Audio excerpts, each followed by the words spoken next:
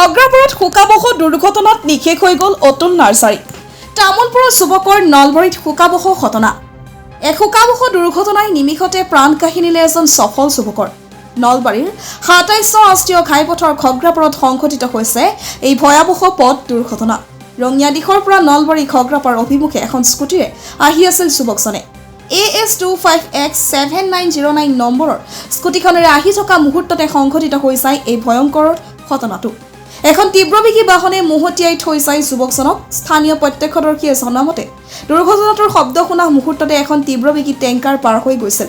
সন্দেহ কৰা মতে টেংকাৰখনে মুহতিয়াই পেলাই থৈ যায় যুৱকজনক। দুৰ্ঘটনাৰ পিছত তেজেৰে তুমুৰালি হৈ পৰে ৰাষ্ট্ৰীয় ঘাইপথছোৱা। লগে লগে স্থানীয় ৰাইজৰ সহযোগত খগ্ৰাপাৰ আৰক্ষীয়ে যুৱকজনক নলবাৰী মেডিকেল কলেজ হাস্পতাললৈ নিয়ে যদিও চিকিৎসকে মৃত বুলি ঘোষণা কৰে। যুৱকজনৰ লগত থকা নথি পত্ৰৰ পৰা আৰক্ষীয়ে যুৱকজনক তামোলপুৰৰ বৰঘুলি অঞ্চলৰ অতুল নাৰ্চাৰী বুলি চিনাক্ত কৰিছে।